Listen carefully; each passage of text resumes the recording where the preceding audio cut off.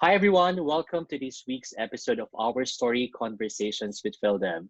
So, Our Story is a 10-minute weekly web series that brings you today's most promising global Filipinos in the field of entrepreneurship and innovation. So, get up close and personal with distinguished Filipino entrepreneurs, innovators, and leaders through inspiring stories of their journey towards success.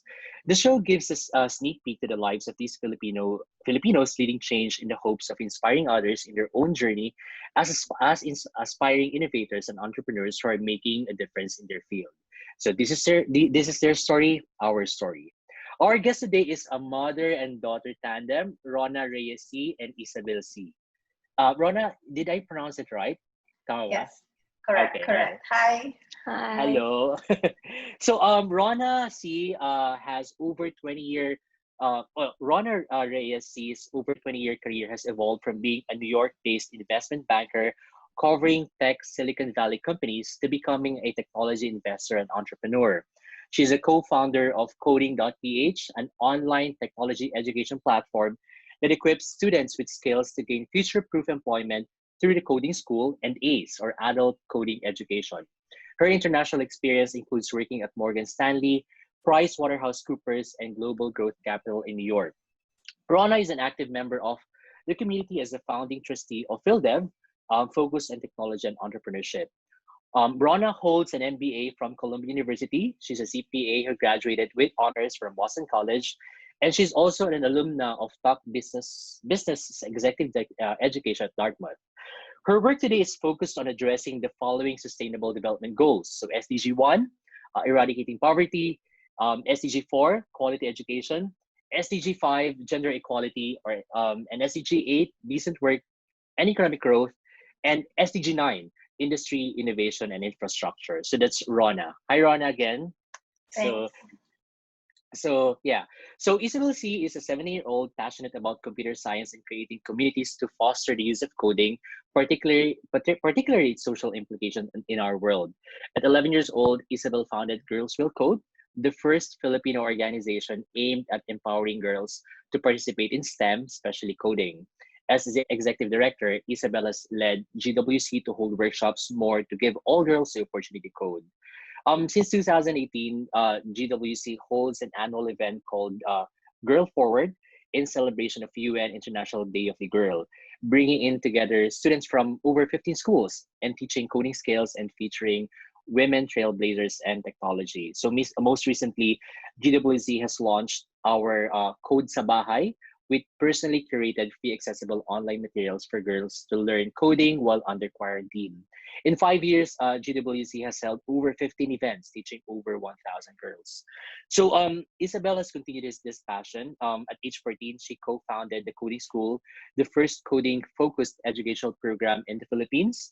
As an intern at Wave Computing the past summer, she's already working on a data science career path.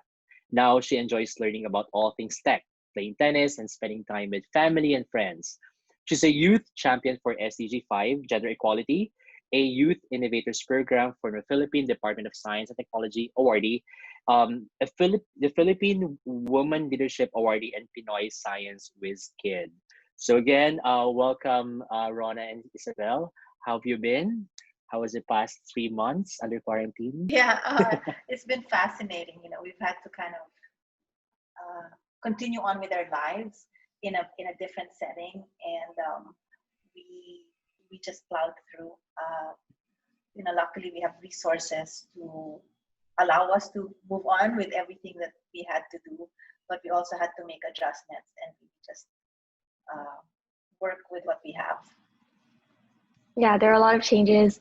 For me, our school was moved to online, so I learned everything on Zoom basically. So that was very interesting for me. And we moved a lot of things digital. Like for my mom, she moved the coding school to completely online. And for me, Girlsville Code launched a couple online initiatives to help girls learn coding. So technology has been a big part of us transitioning during quarantine. Dialing back a few years ago, Rona, as a co-founder of the coding school, can you share us what was the main motivation in starting the company? Yeah. Okay. So the coding school actually, I had I had to take over or help Isabel with it. So originally, it really was Isabel. She was teaching a couple of kids in our home. You know, one kid would come on a Saturday, two kids, and they would just kind of trickle in. You know, we live in a building, and people were just walking in. How many kids did you have on a Saturday? So I first started because since a lot of people in our building knew me because of how I was interested in learning coding and helping other people learn coding, a lot of them wanted me to teach them coding personally. So from there, I saw it as an opportunity to start small like coding sessions. So it started off as just in the morning, every Saturday morning with around 5 kids. And then it grew to around 10 kids in the morning. And then it grew to 10 kids in the morning and then like 10 kids in the afternoon. And so that was every weekend while I was still going to school. And then as we entered into summer, it grew into like everyday sort of activities of summer activities, no longer for people just living in our building, but also for people just like for the general public, basically. Yeah, it became too much for you to handle, and you still wouldn't take on boys as a student. So Isabel was very strict because for her stand on gender equality, she felt that she had to really close the gap by only teaching girls. But then, you know, I did notice that like a lot of boys or parents of boys would really try to get their children enrolled, and we really saw then the education gap of coding not being taught in schools here and how it could be taught to younger children. So I kind of helped out because um, from a business side, Isabel had this 100 peso bills just going into a drawer, and then she had to help. Or when it was 3 students, she kind of knew, and it was people would just like leave envelopes like you would in a church, and you know, so she needed help kind of accounting for that. And then we said when we decided to have boys, then she never thought, the funny thing, she would never teach a class with boys in it. Yeah, it grew to the point where so that's where we hired like her students from UP or tutors to help teach with boys class. And then it used to be, actually the name used not to be coding school, it used to be system Sisters in STEM. That's the name she wanted. And then we said, okay, let's just make it the coding school so it's easier to explain, and we're taking boys. And that's how it was really her. And then when we changed the name to the coding school, that's when I was part of it already. I had to quit my other job, really more as not because it was a thriving business, but it was an important thing to do. You know, we thought the impact of this would be pretty strong if we did it right. Isabel, I'd like to know, what actually inspired you to start learning how to code? So at around 10 years old, I was really interested I was like pretty good at math. I really enjoyed doing it. And so was my friend. And so my math teacher actually suggested to my friend that she start to learn coding. And so because of that, I also looked into it. And that's when I first became really interested in coding, because I realized that I had the power to basically create anything I wanted. And so from there, I started learning basic things like how to make a website. And then from there, I learned like how to make like basic apps. And it was really fun for me to do because at the time, I just found it really exciting to see all of these things that I was typing on my computer come to life. So it was very exciting. And then from then, I started to look more around me, and I realized that coding was basically all around me. And so that really inspired me to continue to learn coding, not just because it was really fun, but also because I wanted to learn something that would make a big impact on the world. And I thought that learning how to code and learning more about technology was a big part of that. I wish I was as sensitive as Isabel when I was 10 years old. Yeah, but Ronna, you mentioned about the whole aspect of starting starting a formal company out of this passion of Isabel. But looking at it or looking back, what do you think is the importance of learning skills in programming at an early age? And since coding as well as your work with PhilDev revolves around education, innovation, entrepreneurship, how do you think this contributes to promoting innovation? So I think, you know, as a founding trustee of PhilDev, it's really ingrained in us that what we're building an ecosystem, right? And when I observed what Isabel was doing, the interest in what she was doing, I saw this very critical piece on the ecosystem on education. We also saw that the reason students were going to Isabel was because she created curriculums that were at that you made specifically for that age group. Because traditionally, what they would do is you get a college level curriculum and you teach it to the kids. What she did was she actually curated a curriculum, and the kids actually understood it. And so we knew that worked, and we knew that there is a skills gap in society in digital literacy, right? And we see that when they graduate from college, but the training can start when they're young. This is, you know, education, innovation, entrepreneurship in one after a decade with a PhilDev.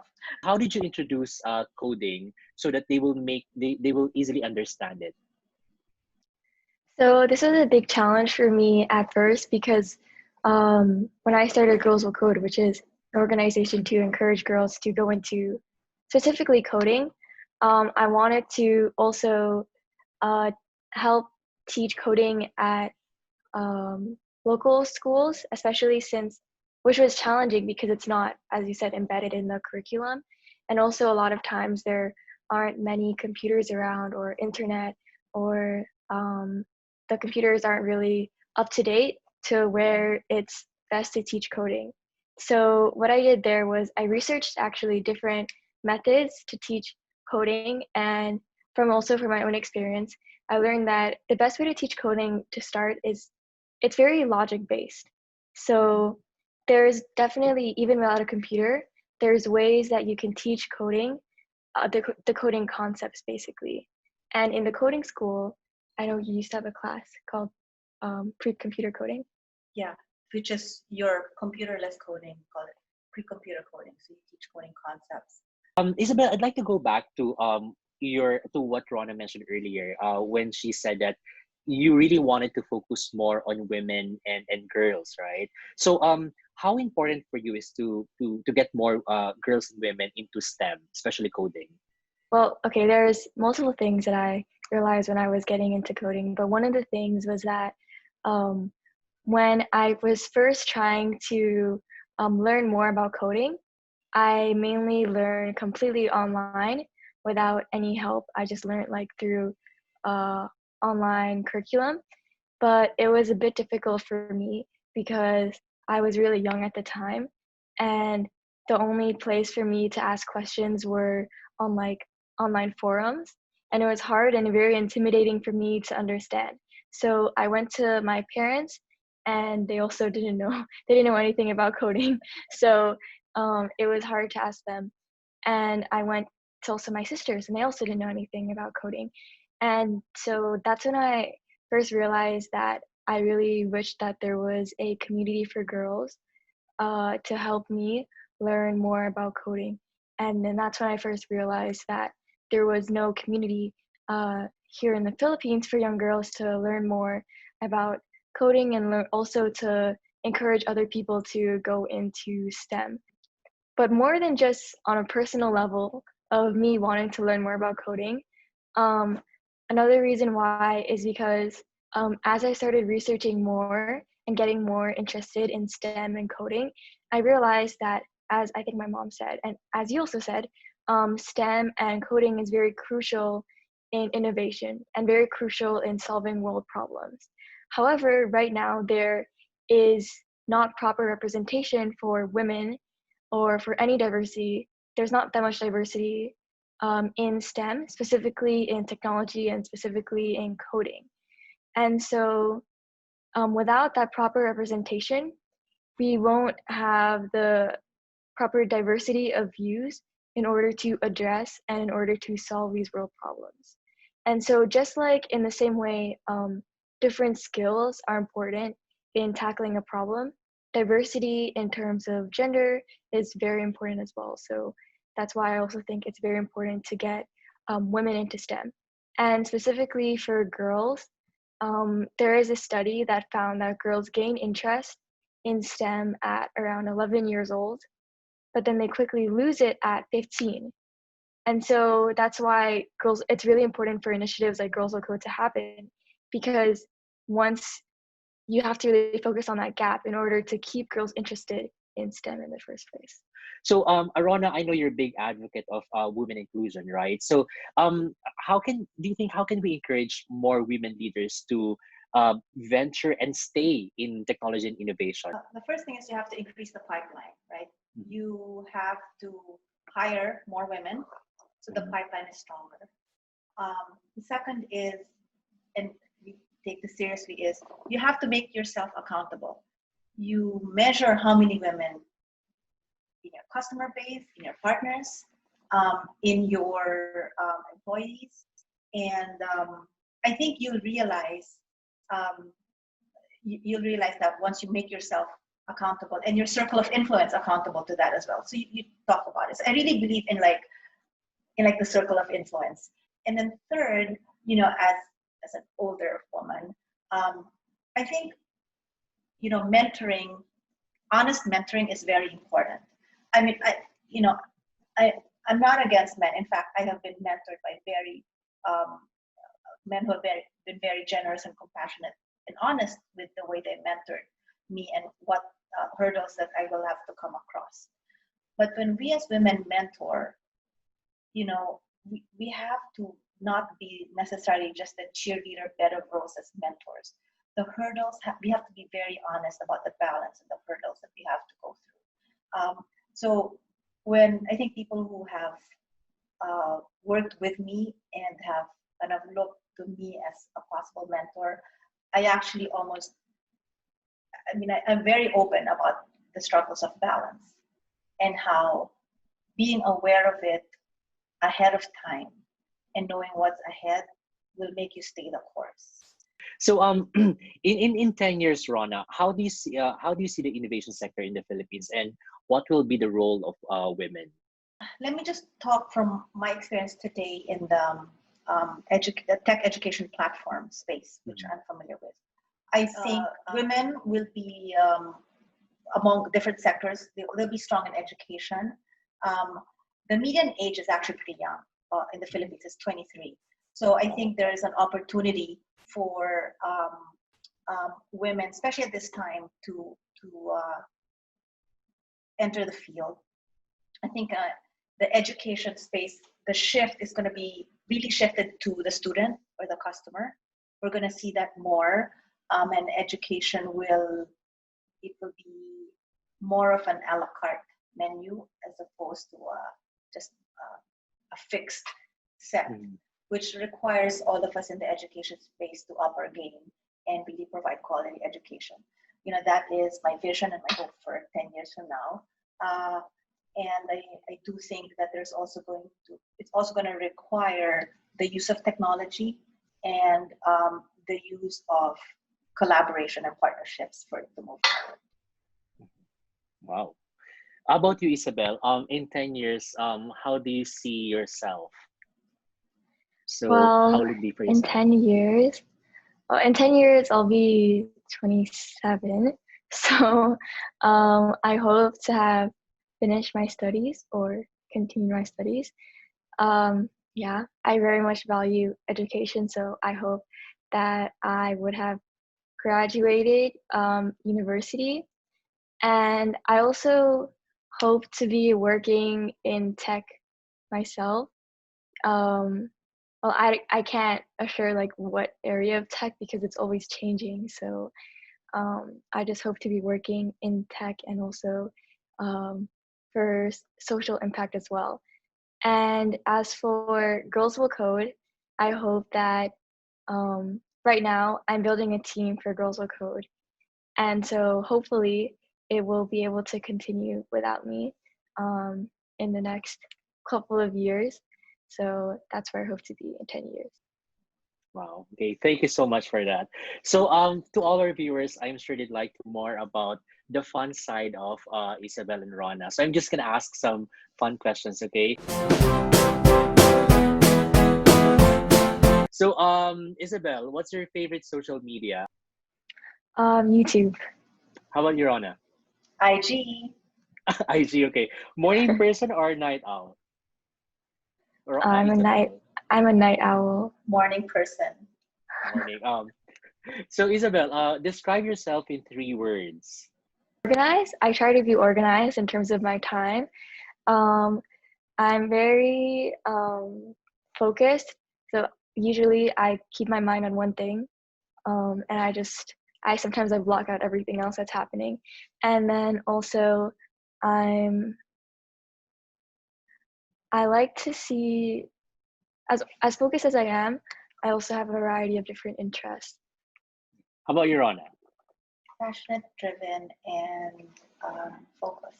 Okay, so last question. Actually, last 2 questions. Let's do Ronna first. What was the best advice you received, and what advice you would give to your younger self? I think I heard this somewhere. I think about it every day. Integrity is doing your personal best in anything you attach your name to. Wow. So that drives me nuts because I think anyway, I follow that.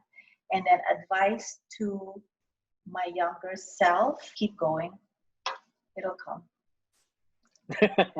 How about you, Isabel? My greatest advice from someone, I don't actually remember from a lot of people, but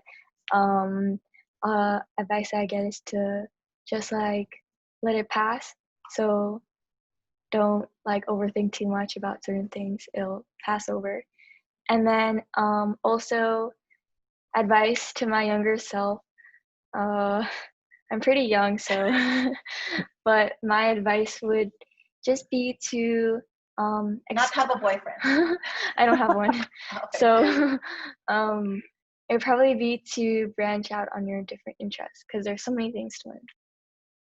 Interesting. Okay. So, Ronna and Isabel, to all our viewers who are interested to get in touch with you, if you want to learn about coding, how can they contact you? Do you have an email, website? This is the time to promote Girlsville Code and or the coding school.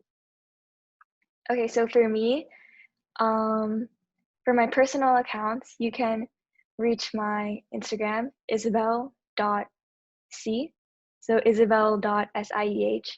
And then for Girlsville Code, you can check out our Instagram. It's just Girlsville Code. And then our YouTube, you can also just search Girlsville Code.